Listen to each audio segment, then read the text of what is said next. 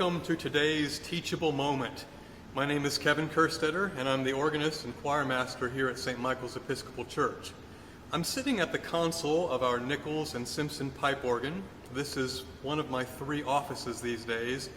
Because of the way our online services are prepared, the organ console is cluttered with microphones, headphones, a laptop computer, and a bunch of other stuff that I never wanted to know a thing about. But we are very grateful for this technology that has allowed us to worship and make music together as a virtual community. This magnificent pipe organ, which is the gift of many parishioners, was formerly dedicated to the glory of God in January of 2012. So we look forward to 2022 when we'll celebrate the organ's 10th anniversary with a series of concerts, and we hope that you'll all be here for those.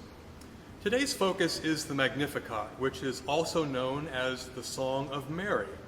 The text of the Magnificat is found in the first chapter of the Gospel of Luke, beginning at verse 46. I believe that Anna Page will be preaching on the Magnificat during today's sermon, so we'll look to Anna for our theological reflection on the text.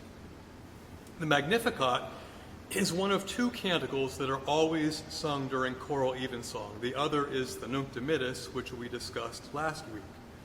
The Liturgy of Evening Prayer is found in our Book of Common Prayer. It's part of the daily office. And when evening prayer is sung by a choir, it's called choral evensong. Evensong is a musical and liturgical treasure of our Anglican tradition. If St. Michael's were an English cathedral, our choir would sing evensong 5, 6, or even 7 days a week, typically at around 5 or 5:30 p.m. on weekdays and a bit earlier on weekends. And this would be in addition to 2 services on Sunday mornings. In a typical English cathedral choir, the treble part, perhaps known to you as the soprano part, is sung by a choir of boys or girls, and the alto, tenor, and bass lines are sung by the lay clerks, who are professional adult singers. The amount of music sung by an English cathedral choir during the course of a year is astounding. During evensong, the choir sings the prayers, known as the praeses and responses. They also sing 1 or more psalms to Anglican chant. They sing a setting of the Magnificat and the Nunc Dimittis, an anthem, and perhaps also an introit and a hymn. And this is nearly every day of the week, except during the summer holiday, when services are often sung by guest choirs, including visiting American choirs. Many composers have written superb settings of the Magnificat. There are longer settings of the Magnificat, such as the amazing one by Bach, which we're more likely to hear as part of a concert. But most settings were written specifically for choral evensong. When a composer writes a piece of music with a text, he or she is interpreting that text in a very intimate and specific way. I'd like to demonstrate how 2 composers interpreted the first phrase of the Magnificat in 2 very different ways. The first phrase of the text is, "My soul doth magnify the Lord, and my spirit hath rejoiced in God my Savior." First, we have a setting by the late 19th, early 20th century composer Stanford, whose settings of the evening canticles are very much part of the standard evensong repertoire. Let's see how Stanford interprets the first phrase of the Magnificat in this setting in C major.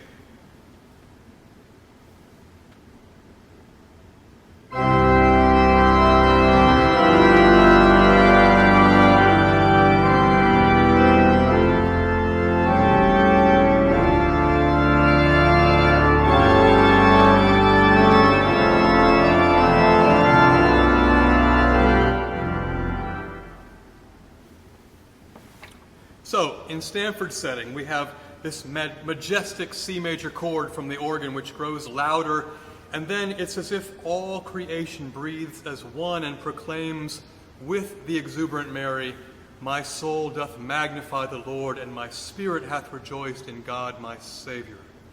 Many settings begin in this sort of big, spirited way and then become suddenly quieter as Mary's words for he hath regarded the lowliness of his handmaiden unfold. In contrast, let's hear the beginning of a setting written for King's College in Cambridge, England by Herbert Howells, one of England's most celebrated and prolific 20th century composers of church music. Howells wrote 18 settings of the evening canticles, and this is the beginning of one of his most loved settings.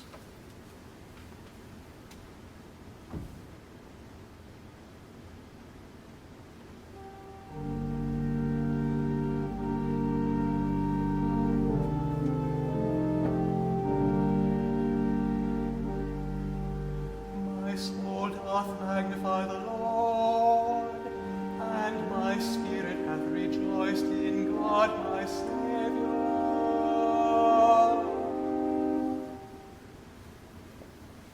So, in this setting by Howells, we have a dramatically different approach to the text. Instead of a crashing C major chord, this begins with a quiet, reflective G minor chord, and only the trebles, the highest voices of the choir, sing quietly and with deep reverence, "My soul doth magnify the Lord."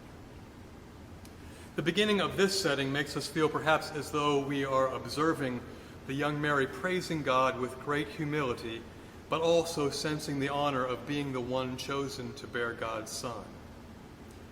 These are, of course, only 2 out of hundreds of settings of the Magnificat, many filled with great drama and great beauty.